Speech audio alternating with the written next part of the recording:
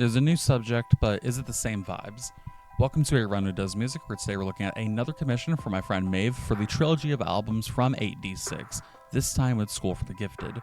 This album is based off characters from the comic book franchise X-Men, with each track named after different characters, such as Jean Grey and more. The first album was essentially a tribute for the wrestler Paragon of Greatness, so I'm interested to see another dedication album and how it stacks up against the first one. This is, for all intents and purposes, an EP, so I'll be going at it track by track, starting with the track for the Phoenix herself. Right off the bat, there's a different energy in terms of vocal delivery and instrumental vibe, with 8D6 approaching things with a more hard rock feeling instead of arena rock leaning, whereas that's what they were doing on Journey of the God King, that being the more arena rock feel. The more aggressive tone certainly fits the characters, and especially here on the Phoenix, given their more destructive and chaotic story and power set, some nice little almost growls that lead into the chorus.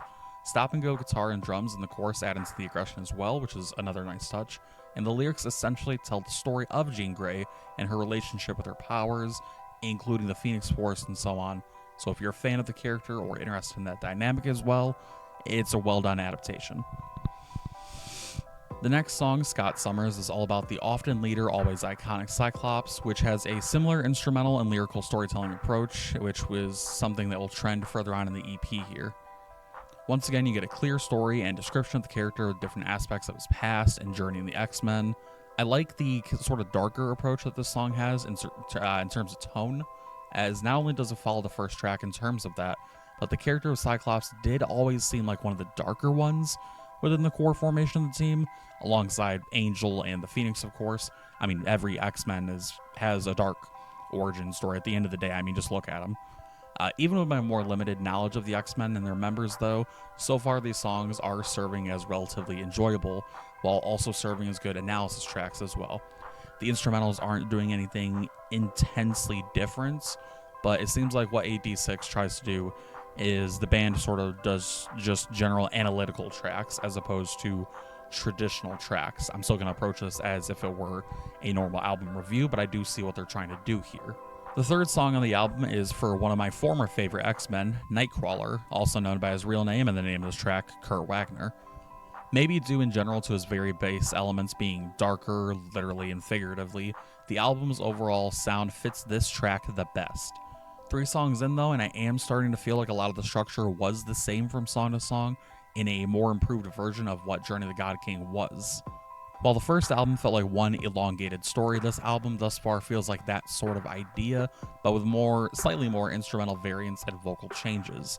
There's more beyond just serving as what I keep noting, analytical senses. There's a bigger sense of trying to communicate more beyond just a Wikipedia entry. All the same though, this song is when I started to become really aware of the similarities, for better and for worse.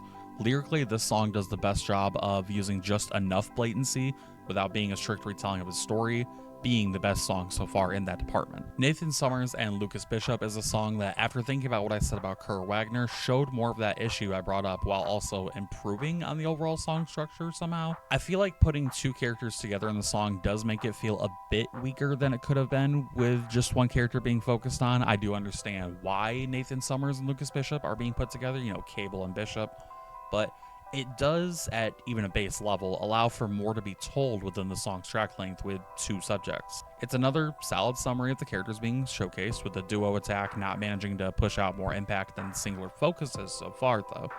There's very promising guitar in this song, feeling like it was taken straight out of a pre-2000s video game, and that does give me a lot of hope for later on in the album, but like I said, it's similarities again. I was really excited for the song Kitty Pryde, with her being one of my favorite characters in all of X-Men media, but outside of an interesting solo towards the end of the song, this song had me thinking and now saying the same thing that I've said on the last album review and now this one.